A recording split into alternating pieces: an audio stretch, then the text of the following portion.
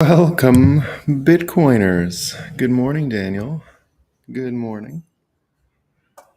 Good morning, bud. Hope you're doing well. Hope this morning finds everyone well. It's a beautiful day. The last days of the dying dollar days. I like dying dollar days as a alliteration. It's fun. I got to tell you guys that the sun, I don't know if you noticed, it's running pretty well, right? The sun is up and doing its thing. Bitcoin doing its thing. Let's have some coffee. Talk about what's new.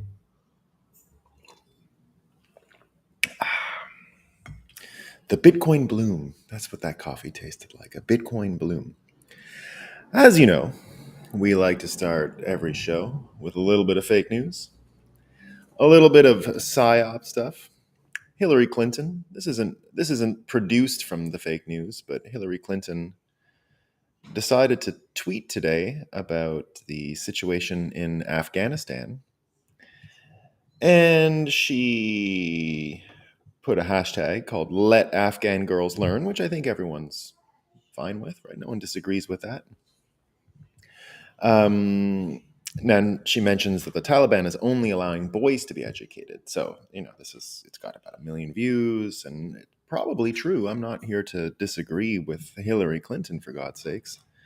We all know that she's a real honest broker.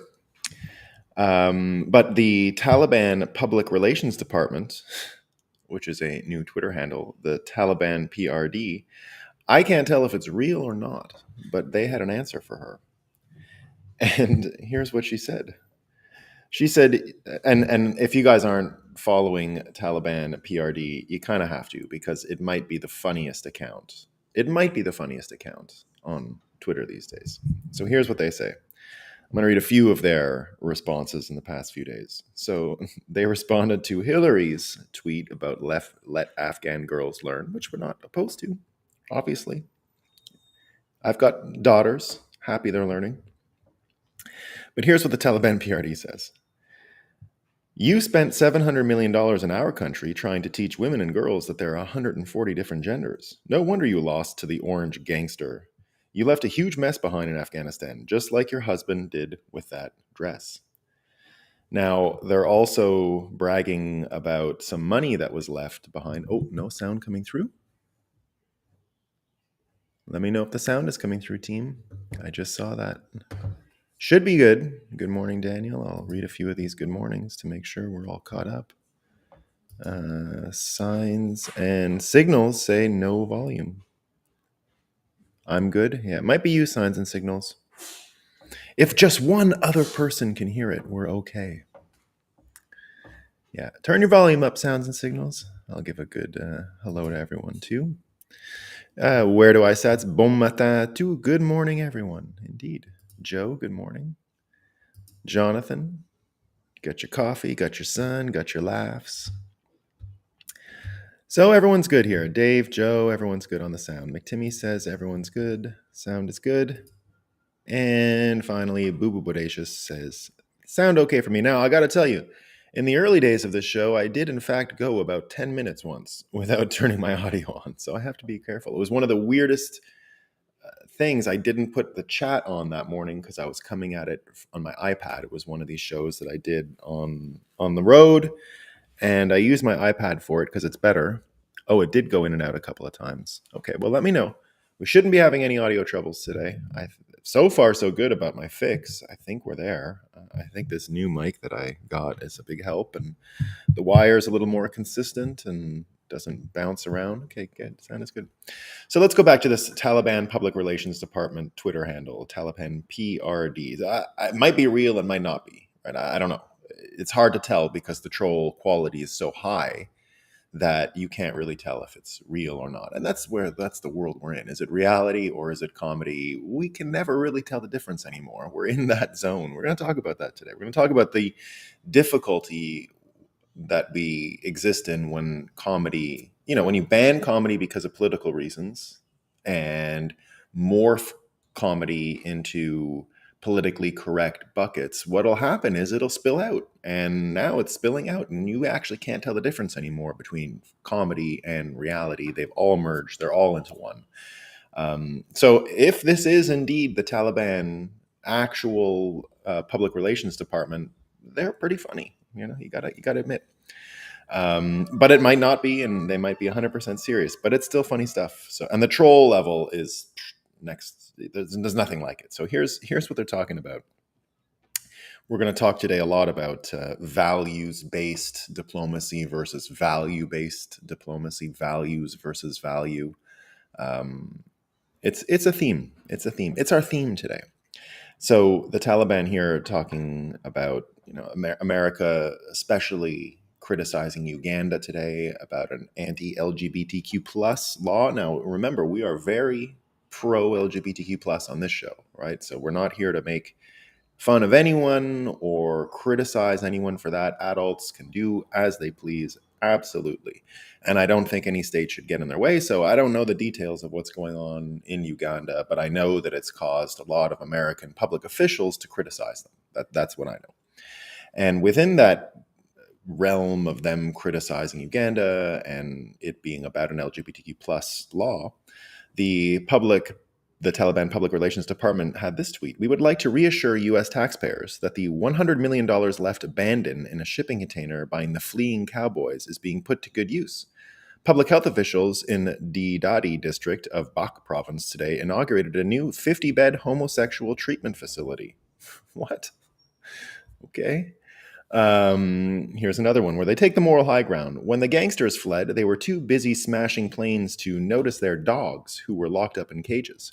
We took care of them and served them masculine Afghan dog food. Through a deal brokered by Switzerland, the canines were ultimately evacuated and reunited with their handlers. So this new Taliban, if you're not following it, you gotta follow it. Because I don't know if it's a joke or not, but the troll level is top shelf and it's funny. Sue me for finding this stuff funny. So and again, we don't know the difference, right, between comedy and reality, and they spill over. So the Taliban PRD could say something and it could be funny precisely because we don't know if it's serious or not serious or a joke or a troll account or what's going on. But The Economist apparently is real and they don't really tell jokes. We've been talking a lot about how lately they were like, click on the bio to find out more about how Bukele's lower murder rate is really bad for democracy, right? So sometimes they say funny stuff too. It's the same deal. We don't really know the difference. If it's The Economist, if it's the Taliban PRD. But here's one that The Economist published today, not about our friend Bukele, about the American banking system. And here's what this is a headline in a magazine who is apparently devoted 100% to the economy and the economists who apparently run it. So here's the headline. America's banks are missing hundreds of billions of dollars. How the Federal Reserve drained the financial system of deposits. So I don't have a subscription, obviously, but I'll read you the first little bit. It is easy to understand how money gets destroyed in a traditional bank run. Picture the men in top hats yelling at clerks and Mary Poppins. The crowds want their cash and bank tellers are trying to provide it. When customers flee, staff cannot satisfy all customers before the institution topples. The remaining debts, which for banks include deposits, are wiped out. This is not what happens in the digital age. So they go on to explain what they think happened here between the rock and a hard place that banks were put in with the Fed rates going up and the new beneficial rates that are out there. Elon Musk, believe it or not, had the best explanation of this vice that they find themselves in. So, and we're going to be talking about Jerome Powell's talk yesterday, raising interest rates 0.25%, so 25 basis points. And Elon Musk explained this depositor flight this way, and I think he got it in one tweet easily. He says a major driver of depositor flight is people moving money from low interest savings accounts to high interest money market treasury bill accounts. This foolish rate will worsen depositor flight. So what they're saying, what Elon Musk is saying is that everything you heard from this Economist magazine article about digital age and they got us running around because they tweeted about it and it's so viral and they're influencers that are going to take the system down. And oh, if it wasn't for social media, Credit Suisse would have no troubles and all of this stuff. And Elon Musk explained it right here. This is exactly the conundrum they find themselves in, right? And it makes sense. If there's a better yield within the same edifice of fiat money, the money will flow there. Obviously, it's not going to stay in depositor accounts that people are wondering, well, we don't get any money and they're low interest and it's not as good. But if you go into the high interest money market accounts, you're going to pull the money out of the system. So it's just one explanation. I'm sure there's a million others out there, but that's what's going on, right?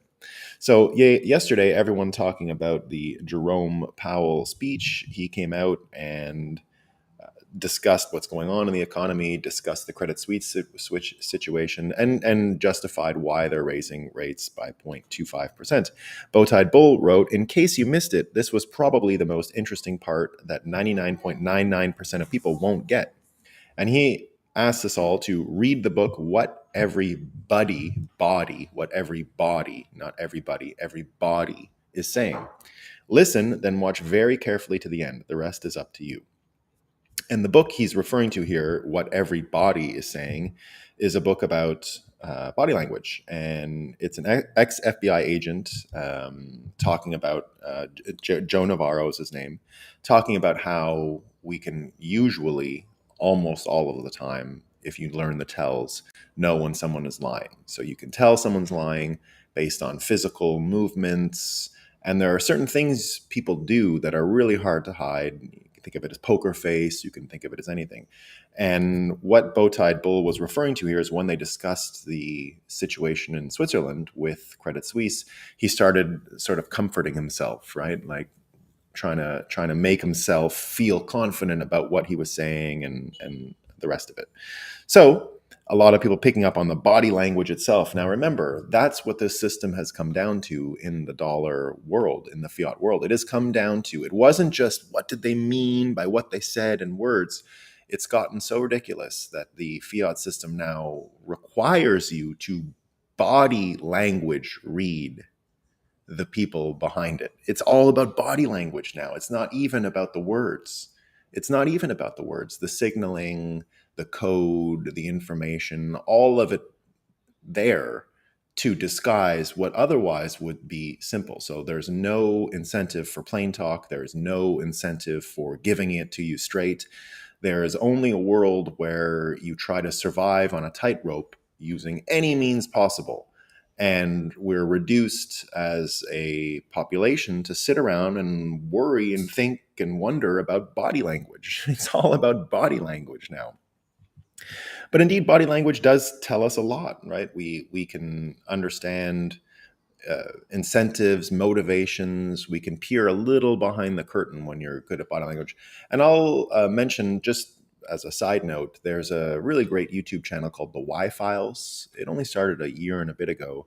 And this fella is, yeah, body language is not my forte. Yeah, like I never planned on having to do body language reading in order to save my money. Like I never thought I would have to be a body language reading expert and understand when someone is lying based on my clinical understanding of lying body language superimposed on my knowledge of that person and my awareness of their tells because I managed to play a bunch of poker games with them. Like imagine you have to literally play poker with people like Jerome Powell in order to know what to do in the economy. Like that's what they're going with here. That's the plan, right? Oh, but you didn't know. It's like the whole transitory thing again. Oh, come on. You should have known that transitory was just what we were saying then. And if it was really transitory, that's your fault. You're the one who believed us. Come on. Everybody knew, right? And of course, Bitcoiners did know, so we didn't fall for the trap. But a lot of bankers are sitting there saying, well, you said transitory, and it wasn't that transitory, right? Or temporary, or whatever they called it. So this whole body language thing. So I'll direct you to this channel called the Y Files. Really fun stuff. He's just looking at fun, wacky conspiracies. He has a really great formula where the first, let's say, 3/4 of the show, he's trying to convince you of whatever topic, outlandish topic that you're learning about. So he's sort of on the side of the people saying that, Tartaria was a thing, or the mud flood was a thing, or whatever it is, right? He's there to convince you 100%, and then in the last 25%, he'll show you his work. He'll show his work and trying to debunk it, where he arrived at, what he got to, what his conclusions were.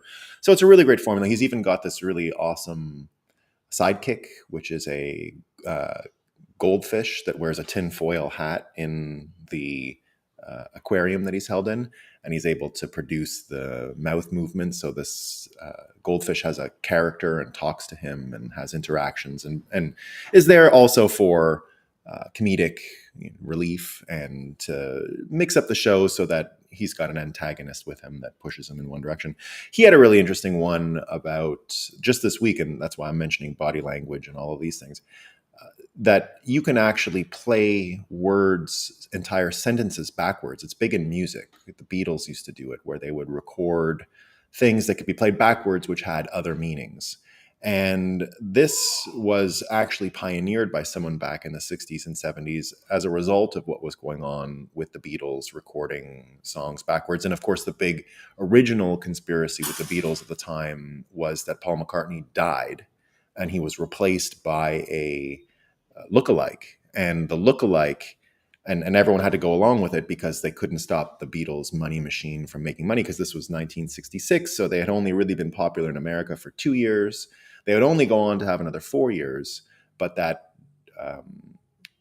John Lennon and the rest were convinced, strong-arm duped into going along with this charade. So we're not actually saying that this is all what's going on, just that that's part of the story. And what he goes through is that this person at the time created a whole methodology for listening to things backwards, and then subliminally you'll say backwards what you really mean. And he's got all these great examples of leaders saying, "I'm a liar," while they're saying and trying to convince you of something. So I'm not sure if it's true. I just want to direct you to it because I thought it was fun. And if we're going to be talking about body language, which we're forced to do when we talk about the Federal Reserve now, that's what it's come to, guys. We're talking about body language, right?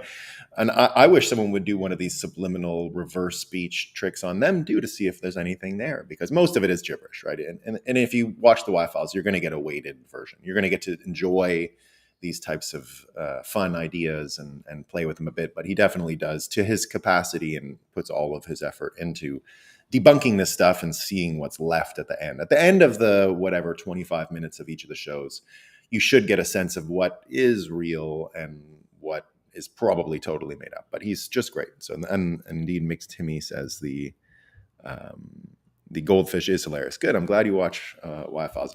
He was nothing a year ago. The channel really took off and had a lot of success in the past year. So I'm super happy because I'm a big fan of the channel and a big fan of his processes and a big fan of how he distributes the show. So it's a great thing. So, and that's what we're left with, right? Body language, figuring out what Jerome Powell meant when he touched his face and all of these things. And indeed, it brings up the point that if it wasn't for independent journalists, and Joe Rogan mentioned this on his show yesterday. Joe Rogan said we'd be effed right now if it wasn't for these people, right? And he says the internet today allows people like that to thrive because these mainstream media corporations are so corrupt. They're so obviously indebted to the companies that pay for their advertising. So people are starting to wake up to the incentives that really create a daze around fiat people, right? People who are involved in the institutions. It is, of course, to blind you to the obvious things that are out there. You know, I saw Joe Weisenthal had Omarova on Odd Lots today, right? Omarova. She was the original candidate for Biden to be the head of the controller of the currency, a job formerly held by Brian Brooks, who was very friendly to Bitcoin and admitted openly, and I think he's in charge of Binance USA, or he was at FTX, or he's sort of had trouble in his career. He was originally years ago with Coinbase before he arrived at this position of the office of the controller of the currency. And he did an amazing thing in the summer of 2020 where he just said, look, banks, we've been holding security keys for a long time. We've been putting keys in the safety deposit boxes for a long time. We have the mandate and the capacity to custody keys, and we should just extend that logic to Bitcoin. And a lot of people thought it was a great idea at the time. A lot of people said, wow, that's awesome. And it gave a lot of people permission. I made predictions inside Kraken, where I was working at the time, that it would lead to a huge rush of big banks to jump over all of the crypto exchanges who were trying at the time to get custodians involved and purchase them and all of these things. And I predicted at the time there's just not enough custodians out there, and it would jack up their prices. And indeed, you saw that. You saw all of the big custodians make certain partnerships with other banks. And I figured it was going to be a run on it, but the world changed. There was an election. Brian Brooks was out, and this Omarova person was nominated. So here's this independent journalist thing again. So Joe Weisenthal, the host of the Odd Lots, used to be on a Bloomberg show. I was on his show once or a few times, I think. Lots of people from our industry were on his show. He was a very friendly person to our industry. I booked him for shows. I've hung out with him before in New York City. A friendly enough not a harmful person at all, not an evil person by any stretch. But remember this idea of dollar daze, right? Just being in a daze. So this was the guy who laughed at us in 2019 when the repo market was heating up, and Bitcoiners would say, well, guess what? Something's got to happen, because either they keep this thing going as a defibrillator on banks, or they print a bunch of money and get on with the zombie banks and let them move forward. And, you people, you don't understand. This is technical. It's technical. You don't get it. You Bitcoiners, you don't get how complicated it is when commercial banks and the Federal Reserve interact. It's not like you. It's not the same as a person. The debt of a bank is not the same as the debt of a person. The debt of a country is not the same as the debt of a person. All true, but it ends up, if you look at it over time, a part of this days.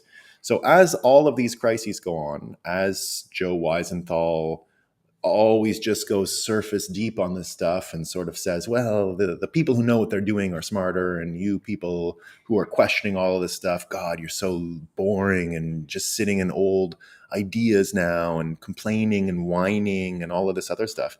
So he has Omarova on yesterday, and her whole point is to create Fed-backed banking, right? That's what she wants.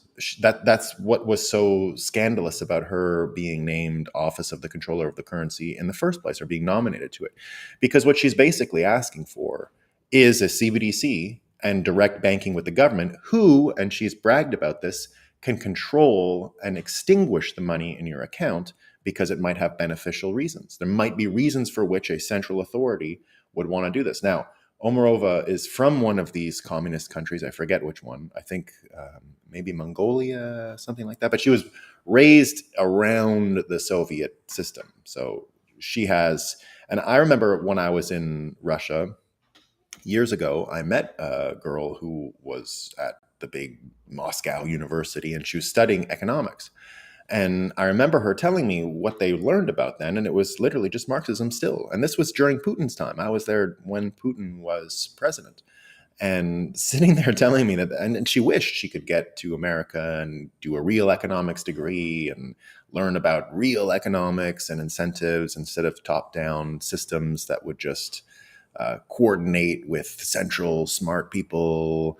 And in the end, you get people like Joe Weisenthal who have no memory, right? This is like the goldfish from the Y files. He doesn't remember what he was talking about 2 months ago. He doesn't remember what he was talking about 3 weeks ago. And Saifedean had a really good comment on another one of these characters. I don't have his name here, but was from Goldman Sachs, and then he's working with the lobby group in DC that works for all financial professionals, and he's become a Bitcoin troll, right? Oh, Bitcoin going down. Oh, look at it. It's correlated like everything else in the market. And what Saifedean said is, enough taking these 3-hour windows that just fit your time preference because you think that these 3 hours matter more than anything else. And of course, that's what's going on here. A lot of the mainstream media simply can't go back into their predictions They can't go back into their worldview from just a year or 2 or 3 years ago, because if they would be the same person who held the same overall ideas from that time and try and transpose them to now, they would be lost, right? Because all of their predictions from 3 years ago have led them to a place where they do not understand what's going on in the world, because the amount of adjustment that's required for their brain to orient itself in the world we're in today would require them to admit they've been wrong 3 years ago, probably wrong 5 years ago, probably wrong 10 years ago. And now, if they admit that string of failure and how wrong they've been, your ego's in the way, you become incapable of readjusting simply because your ego is so big. You're a journalist, you're an expert, right? And because of that, you're not able to see what's plainly in front of you. So now you get Joe Weisenthal, who thought it was all technical and we were worried about nothing and we were worried about stupid things and we're just a bunch of libertarian people who think that the world can be changed and it can't. And now he's sitting there with this person, and we have all the financial conditions for her ridiculous idea from years ago to actually be deployed in America, which would be to bank directly with the Federal Reserve. And that's just like a normal thing on a show. That's just like tech now. It's just like, oh, you got a tech idea. Okay, let's have the banks actually involved in our accounts and directly bank with them so that they can control the money supply and extinguish money in our accounts if they feel like, if it serves their policy whims. That's where we're at. So, you have to really stop for a second. And when you hear Joe Rogan say this, and when you hear other people say it, it's not just that they're wrong, right? It's not just that independent journalists have better information, more accurate information, a more beneficial worldview, something that can be shared with anyone who's looking to survive what's going on.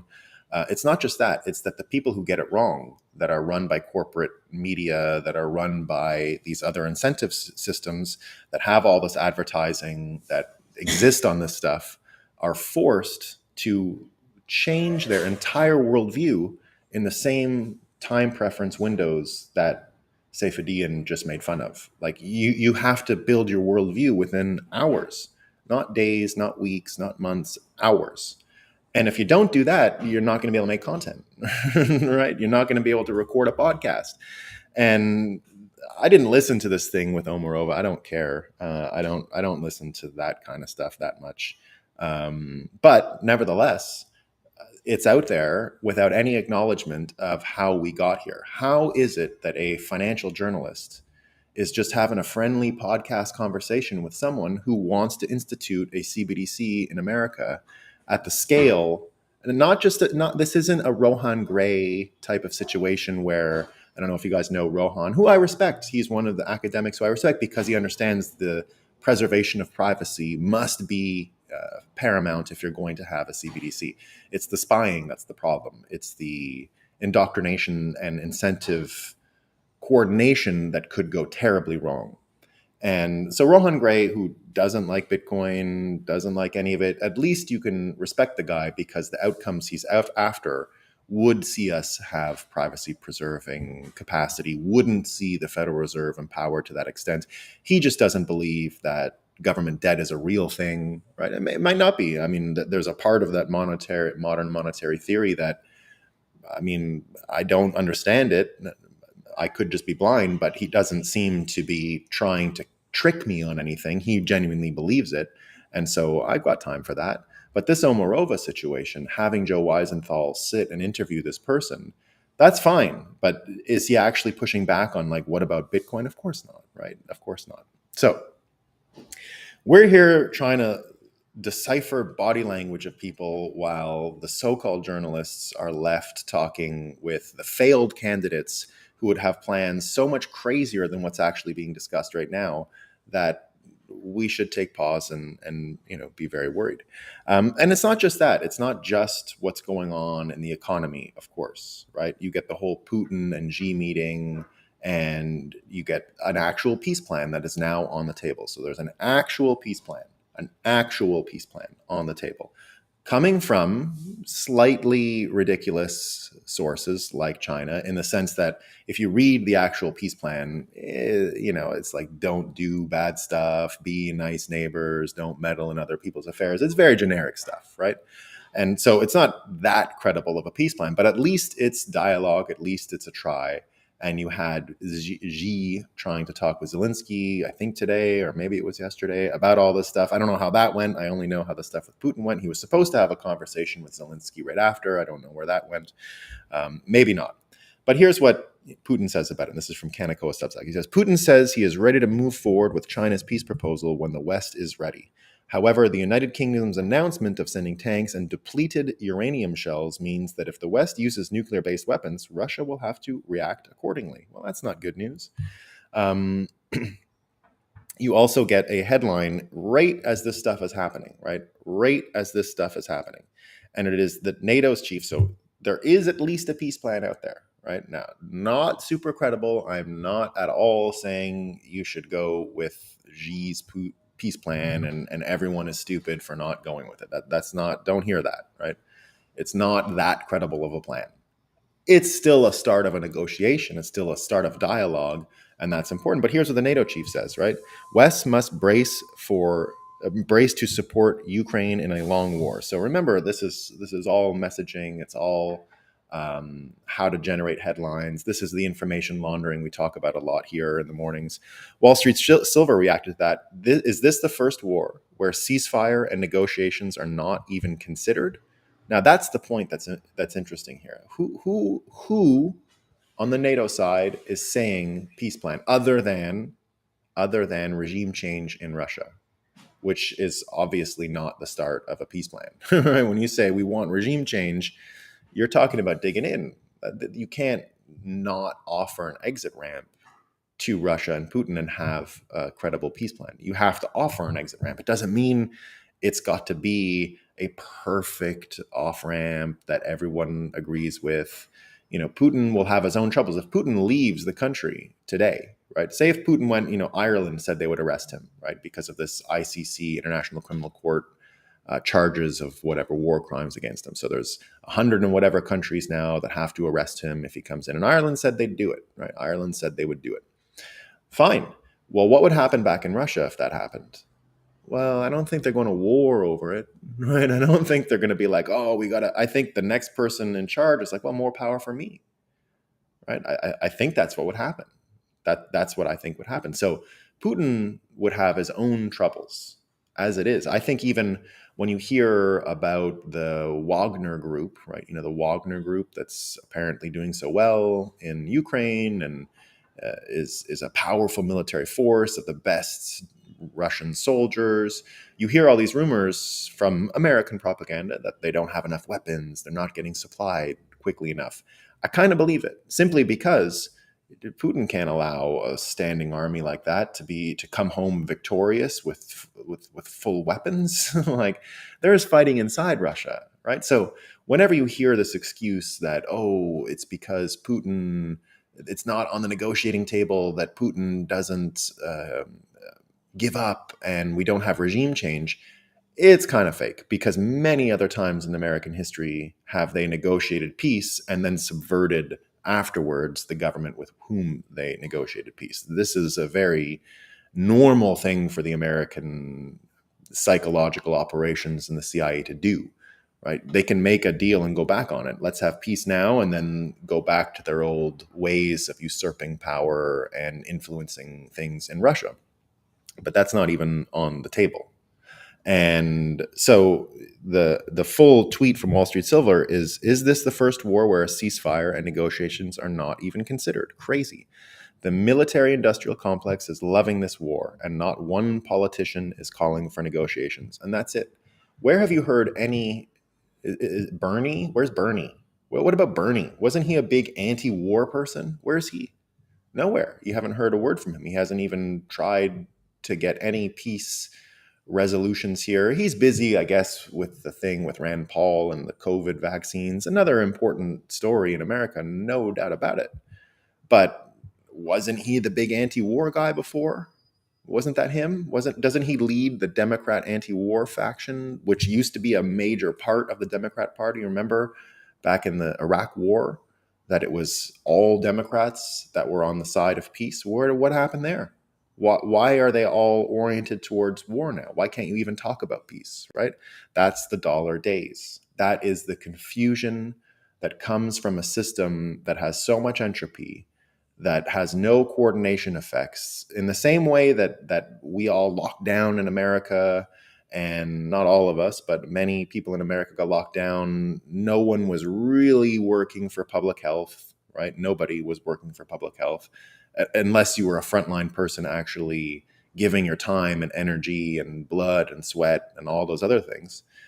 Everyone else was out to make a buck. Everybody. The whole thing was designed to make a buck, not to get us back on our feet, not to get us moving forward, not to get us through the pandemic. It was to make money on a vaccine, and it was to make money on masks, and make money on this, and make money on that, right? That was it. That's what was happening. So when you see all of this stuff, when you see a system that simply can't coordinate other than to convince you that what you're seeing is not what you're seeing, right? That's the days. That's the dollar days. And this dollar days has led us to this point where we can't really tell what's wrong with the economy. We can't really tell what's wrong with international peace or why we're at war. We can't really talk about our health in any way that is beneficial to people, right? And that's where most people are left right now. Most people are left trying to decipher body language from one person, Jerome Powell. They're trying to decipher what the hell someone like Joe Weisenthal is even talking about. Where did he get to this point? How did he get to the point where he's just having like a friendly talk with someone who would institute a CBDC in America at scale, and who openly says banking with the Federal Reserve is the only way to go going forward? Right? That's where we're at. When he warned us a few years ago, oh, it's technical, you Bitcoiner, it's technical, you don't understand.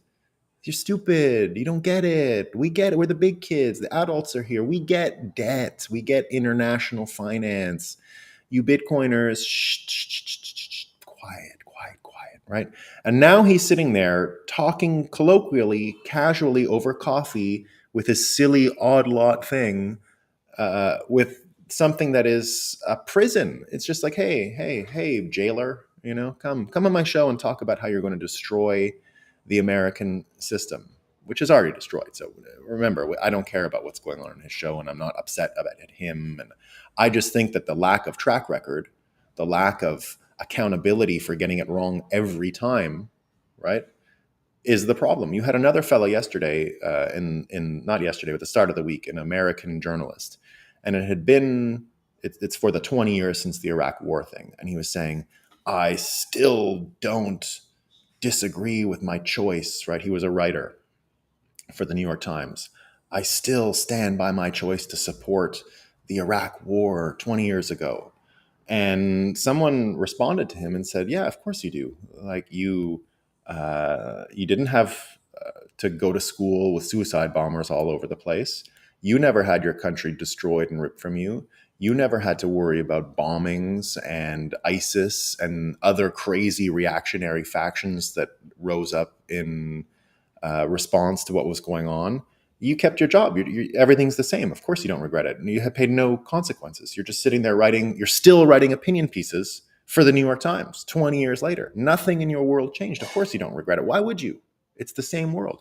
And that's the lack of feedback loop. That's the dollar days, right? When there is no feedback, you end up having New York Times journalists bragging about how they have the same opinion, because why would they change? Why? There's no reason to change. It's the same worldview, because to them, the world is the same. It's the same world, right? And you go to this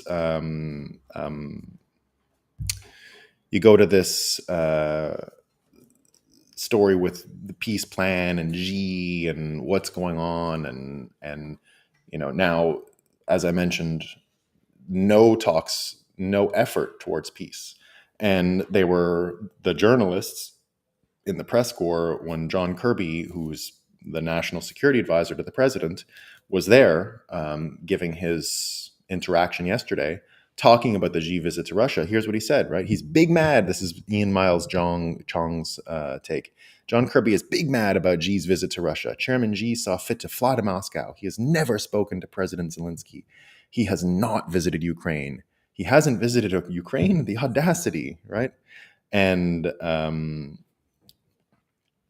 the Chinese foreign minister responded, Wang Wenbin, and said the U.S. should reflect on its role that it has played in Ukraine issue and stop deflecting blame to China, right? And in the same thing, in the same press conference, this John Kirby was talking about the Ugandan bill, and that we talked about at the beginning of the show. Now, remember, we are very pro LGBTQ plus on the show. Where this is not, I'm talking about the politics of it, not how people practice their adult lives. Right? Not talking about that, and not talking about how sovereign countries also practice their situation. They had a vote in Uganda, and I respect it.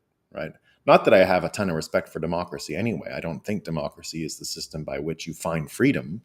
Right? That's what Bitcoiners, that's the big myth Bitcoiners woke up from, that freedom comes from how you live your life. It's not a thing bestowed upon you because you supported a democratic system at all, right? At all. So here's what he said about it, right? Uganda passed the bill. John Kirby warns Americans that U.S. will pass more sanctions on Africa. Remember, Africa just signed on to this new settlement system with the Chinese, which we don't think is going to work. And BRICS 2 is another shitcoin, and it's a big scam. But nevertheless, they managed to get deals from both China, Russia, and Latin America and Africa to join in on the settlement system, right? So that severely diminishes U.S. capacity to threaten sanctions, as it has already been proven to be ineffective with Russia. And here they go and say they're going to do it again to a country that's already said, get out of here. We have other options, right? And this is that classic example of values-based diplomacy versus value-based diplomacy, as Mike Benz mentioned, right?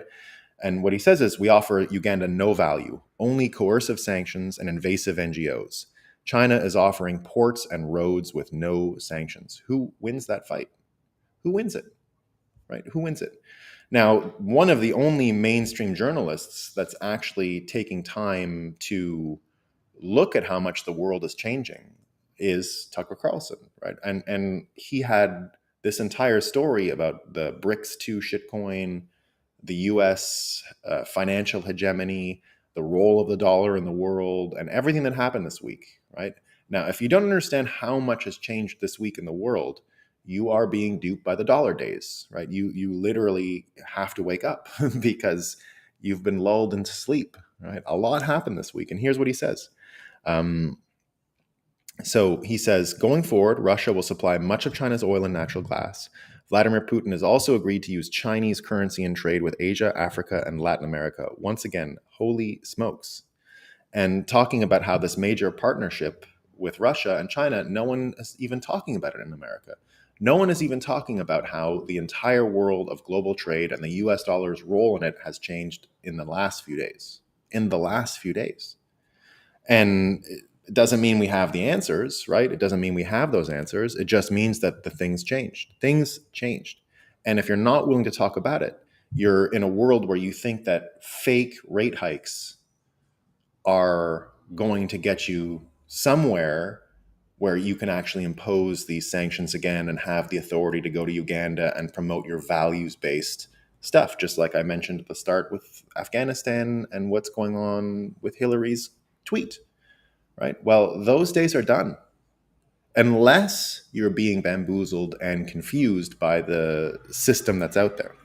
So, we had another long tweet from Balaji breaking down what's going on with yesterday's rate hike and how confusing it really is, because indeed, just as Elon said, right, when you close the avenue to one type of financial instrument, in this case deposits, which should be the foundation and the most basic form of financial architecture we have, which should be preserved if you're thinking about preserving the overall system. That part has to be healthy. Individual depositors contributing has to be healthy. Otherwise, the incentives for the rest of the system fall apart. It indeed becomes a house of cards, right? And he had a long thing, basically underlining what Elon Musk said, right? If you favor these high interest treasury bills over deposits, you're just going to get a flood of deposit money out. And that's how you end up with the headline that The Economist had today. America's banks are missing hundreds of billions of dollars.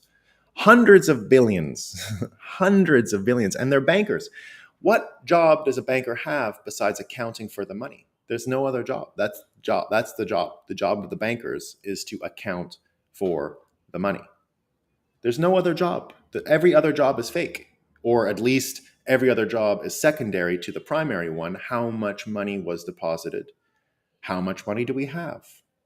They can't tell you. They don't know, right? So the dollar days has run that far, right? It's run that far that people are reading magazines like The Economist who openly admit that the bankers don't know what they're doing, and it's just a funny story. Or Joe Weisenthal, hey, person who would institute a CBDC, what's up? How's it going? Let's have some coffee and talk about stuff, right? No pushback. He didn't give them the pushback he gave us about complaining in 2019 about the repo market. That's not in the cards, right? Where's the treatment to her? Again, I didn't read it. I didn't listen to the thing because I don't care. I know Joe Weisenthal well enough. It's going to be go along to get along. You have some interesting thoughts. There we go, right? Like, I get it. I get the content. But there's good news. It's not just the dollar days. It's not just the confusing nature of values-based incentives that have no foundation in reality and no actual soft or hard power left. The whole soft power, which is diplomacy. And America used to be on the moral high ground, probably because of the psyops, but used to have the moral high ground to say we're rules-based, right? We are the democratic system. We don't have elections in America. We don't have a system that's any better than anything else going on anymore, right? Because of entropy, because of what's there. The net results are America still has a memory of the institutions working. It still has the capacity to switch and figure this out very quickly. So we remain bullish on American people, big time bullish on American people, right? Big time. But the institutions themselves, decay and rot is setting in. Health is one of the big ones. And the good news is Bitcoiners, just like what Joe Rogan has mentioned here, have always been interested in the independent journalists. We've always understood incentives. We've always understood where to get information from a little better than everyone else, just a little better. Bitcoin itself, being a P2P market, being a P2P network, has instilled a decentralized attitude towards learning. And Bitcoin meetups have been that. Bitcoin online culture is that. It can be a little rough, right? It can be a little rude, but at least you get to the point. It's not the go along to get along Joe Weisenthal approach, right? You can be very harsh with people. You can criticize, you can question, and usually we move forward. The things that we're really good at understanding and sharing and using this P2P information transfer is health. And we've been making all kinds of breakthroughs on intermittent fasting and who should do it and what the benefits are, and carnivore diets and eating this kind of food and the tainted food supply and what goes on and why these seed oils, for example, were produced in the first place. And you start to get an understanding of the insidious nature of the lack of feedback loops, the lack of accountability in our system and where it's led us. And luckily, here's a good news story. Just like Bitcoin Magazine is a way for people to access Bitcoin information, a way to bring the Bitcoin community together to get some form of credibility. It doesn't mean we get everything right? It's still a smaller media company, but doing its best to, like at our event, welcome the whole community, welcome this P2P information sharing apparatus. But there's other people out there doing it. And Dr. Anarchy, Doc Anarchy on Substack, Dr. Anarchist on Twitter has, with many other Bitcoiners, come up with a new health magazine. Issue number 1 just came out, called Renegade Health. Renegade Health. So they're not going to be supported by the same advertising folks that Joe Rogan was mentioning when it comes to them advertisers creating the incentives for corporate media to bamboozle us and lead us down the dollar days avenue. This is another one of these that has some Bitcoiners in it, but Bitcoin adjacent people all around. And they got the Eye of Osiris, the Eye of Osiris on the cover. Definitely getting into our more esoteric Bitcoin world, right, of massive change and changing order. And they got guys like Alexander Cortez, who is a Bitcoiner. They get all kinds of interesting takes, right? And it's just a independently produced magazine now. First issue is out. Bow-Tied Thinker, part of the Bow-Tied Bull group of branded online accounts, is heavily behind this as well. So right away you get a pretty interesting take, right? Now, another one of these independent journalists, we've talked about this AI that you can program on your own. Well, Pirate Wires and Mike Solana, who will be a speaker, unannounced as of now, but will be a speaker at Bitcoin 2023 in Miami, May 18th to 20th. And his Pirate Wires outfit, this media group, I'm not sure how corporately it's structured, but they publish on Substack, and they have a pretty interesting stable of writers. Now took everything from Brian Rommel, who I mentioned as the first person I saw to train AI on his own, has now written it all down. They have a whole Stanford language model. The Alpaca or the Llama system is a total step-by-step guide, right? Stanford's blog post says the following: deploying an interactive demo for Alpaca also poses potential risks, such as, oh, that's not what I want to read. How running Alpaca locally does running Alpaca locally allow you to get past censorship? And this is what it says.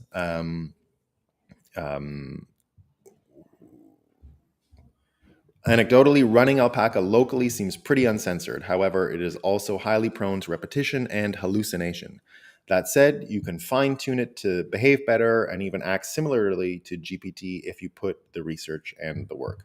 I continue to think this is going to get commoditized, and that indeed is what the whole conversation is around now: AI becoming commoditized individually for individual consumption, not as some kind of service that you subscribe to. And what they said was, the big difference, it would take millions, they said, to train the AI in a corporate level. It's going to take hundreds of dollars if you follow the plans that they're mentioning here through the Stanford blog post that the Pirate Wires are now disseminating, that Brian Rommel has invented and started to propagate. So we get this whole new way of being able to navigate media information. Now imagine a world where everyone has their own AI, which is like their best friend, which is someone who knows them intimately, whose entire orientation in life is to make that person happy. Imagine if the only thing the AI wanted was to make you happy. That's it, right? That's all they want. They're going to tell you, I think, what you need to hear when it comes to money, what you need to hear when it comes to getting in danger, which would be following psyops. They're going to tell you the arguments you need to navigate this situation or that situation. Health. I can imagine your AI understanding instantly your dose, right? Your dopamine, your oxytocin, your serotonin, your endorphin level. Imagine you're sitting there and an AI understands right away, because we have rumors anyway that they can read your mind, right? We've seen that. And then you get these AI that go, well, about, you have this much oxytocin and this much endorphins today, right? Go see your mother, and it's going to make you feel better, right? Because you need friends and community and these things. So there's a million scenarios, right? There's a million scenarios, but imagine you had something that is there to lift you up, help you, encourage you every day from a psychochemical point of view, right? So that you even know that the happy hormones that you need to go and move on and be happy in life. It's monitoring those for you. And with that upliftment can also give you advice on finance, on the news, on peace and war, and all this other stuff. And it's not going to tell you to go body language read the head of the Fed Reserve. It's not going to do that, right? It's not going to tell you to waste your time on some washed out journalist interviewing some person with no institutional memory of what they said last week, last month, last year about things that are vitally important for economic health in the world. They're not going to do that. Right? They're not going to leave you like holding the bag like that. So, and we're not going to be left with only one corporate journalist who's bothering to talk about peace. Only one. There's only one. There's just one, right? And who's telling us how much the world has changed. So, indeed, the world has changed. Bitcoiners are definitely at the heart of this in the sense that we predicted the world that we're in. We predicted this, and now we're here, right? We predicted it, and we're here. That means that we've navigated all of this stuff a little better, and the stuff we're building is starting to blossom. It's starting to bloom. It's starting to come out of our mind and into the real world. Whereas the other system still requires you to be dazed. It doesn't work unless you're dazed. It doesn't work. If you're not dazed, it doesn't work. So that's what we're up against, right? I'd say our chances are great. We're getting closer. 100 viewers, that would be great. 100 live viewers. We're halfway there today. Look at that, 51. Not bad. Share the show. We're growing, guys. Share the show with fellow Bitcoiners. I'll be on a Bitcoin Spaces very shortly. It's starting soon. I'll be a little bit late. But with the whole Bitcoin Magazine team talking about what's going on. I saw Buckminster Fuller here. Petrodollar represented banking the dollar with energy. Bitcoin is just the next step in that progression of backing money with energy. Yeah. I got married in a Buckminster Fuller dome. Montreal has one of the biggest. I got married just beside it, but my wedding took place in an F1 track next to the Buckminster Fuller Dome in Montreal. I grew up with that Buckminster Fuller Dome. I just thought it was normal that every city had a major Buckminster Fuller Dome. I thought that was how you lived. And we have a beautiful one in Montreal. If you haven't been, I always recommend going. I think it's one of the nicest places of any major city in the world. All those islands are great and a lot of fun. U.S. is the consumer of the world as BRICS countries the producers. So who can choose the currency, right? Yeah, I don't think that's going to last, honestly, because that predicts consumerism stays at its normal levels. Now, I'm not even necessarily saying it changes, but I think we can get rid of the supply chains. We can repatriate a lot of fabrication using 3D printers. And I do believe anyway that it's natural. If you change the money, you're going to change the psychology of consumption. It doesn't mean you're going to live in a world of material want. It just means you're going to value different products more than others. And so like fast fashion, I'm not saying it goes away. I'm just saying it doesn't have to be made in Bangladesh anymore. Right. So I don't think that the producing part is necessarily, I think they're betting on, if I was on the team China and Russia right now with this BRICS coin, imagine I knew nothing about Bitcoin and I was just, everything else I know, I would be involved and I would be trying to help. Just imagine, right? I think the bet is Americans are incapable of going without material consumption. I think that is the case for some. But, if you look at the waistline, you look at how heavy Americans have become, how much they consume, that can also change. That was a fabrication and created. I think Americans would surprise the world if they just went, oh, I don't need to eat all this shit, and I think I can exercise a little and be healthy. I think it would be painful for a while, and some people wouldn't be able to make it. There's some that I think are totally addicted, and it would be devastating for them. So this doesn't mean it's not without its horrors. There's horrors involved, but America could pivot easily to not being a consumer country anymore. And the major difference that I always like to remind everyone is America indeed might not make the shoes and the t-shirts, but they make all the food, or they make at least enough food for them and to export everywhere. And no one else in the world can really say that, right? America, which is in the end what you need, right? If things do collapse, at least America, and then America has the physical network, rivers. No one else has the Mississippi River. You can't lose in the war that's going on globally if you have the American land.